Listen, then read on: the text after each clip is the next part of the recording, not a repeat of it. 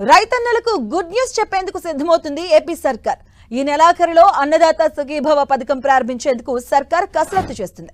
రైతన్నలకు ఏటా 20,000 రూపాయలు ఇచ్చేలా అన్నదాత సుఖీభవ పథకానికి చంద్రబాబు సర్కార్ శ్రీకారం చుడుతుంది.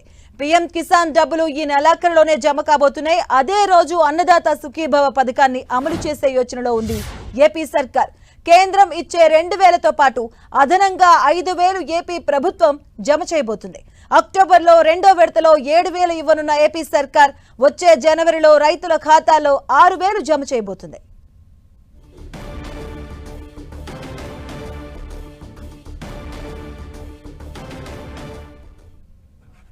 ఇదే అంశానికి సంబంధించిన పూర్తి అప్డేట్స్ మా కరెస్పాండెంట్ విజయచంద్ర అందిస్తారు. విజయచంద్ర,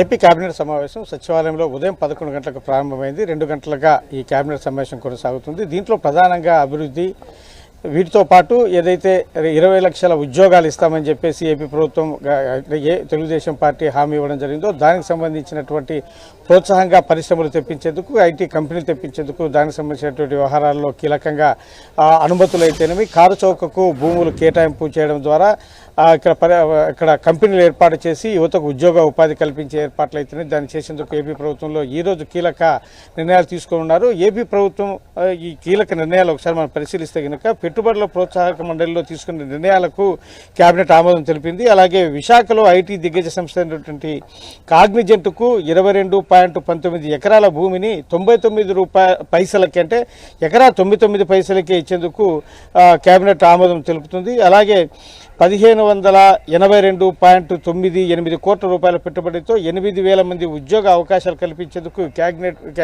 ఈ కాగ్నిజెంట్ కంపెనీ ఈ ప్రాజెక్టును చేపట్టనుంది. వీటితో పాటు 49వ సిఆర్డీఏ అథారిటీ సమావేశంలో తీసుకున్న నిర్ణయాలకు కేబినెట్లో ఆమోదం తెలుపుతున్నారు. రాజధాని అమరావతి పరిపాలనా భవనాలకు సంబంధించినటువంటి టెండర్లు దక్కించుకున్నటువంటి సంస్థలు ఏవైతే ఉన్నాయో వాటికి సంబంధించినటువంటి ఆమోదం కూడా ఈరోజు కేబినెట్లో నిర్ణయం తీసుకొని ఉన్నారు.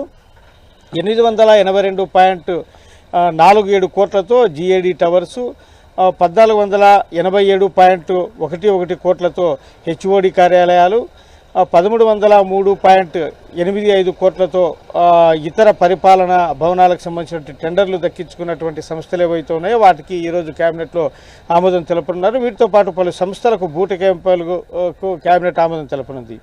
Indian International University of Legal Education కోసం అని చెప్పేసి ఎకరా 50 లక్షల రూపాయల చొప్పున ఈ భూ కేటాయింపులకు కేబినెట్ నిర్ణయం, దీనికి సంబంధించి గతంలో దానికి సంబంధించిన దాని మీద పునఃసమీక్షించి ఎకరా రూపాయికి ఇచ్చే ప్రతిపాదన మీద చర్చించి నిర్ణయం తీసుకొని ఉన్నారు. అలాగే పట్టణ ప్రాంతంలో మరో 7 అన్నా క్యాంటీన్ల ఏర్పాటుకు కేబినెట్ ఆమోదం తెలుపుతారు.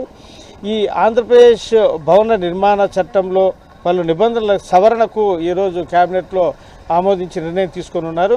అంతర్జాతీయ టెన్నిస్ క్రీడాకారుడు మైనేని సాకేత్ సాయికి స్పోర్ట్స్ కోటా కింద డిప్యూటీ కలెక్టర్గా ఉద్యోగం ఇవ్వనున్నారు. కుప్పం నియోజకవర్గానికి సంబంధించి నీటి వనరులకు సంబంధించి 51 పనులకు పరిపాలన అనుమతులు ఇవ్వనున్నారు. అలాగే రాష్ట్రంలో వివిధ ప్రాజెక్టులకు సంబంధించి, అంటే మరమ్మతుల పనులకు సంబంధించినటువంటి వాటి మీద కూడా కేబినెట్లో ఆమోదం తెలుపుతున్నారు.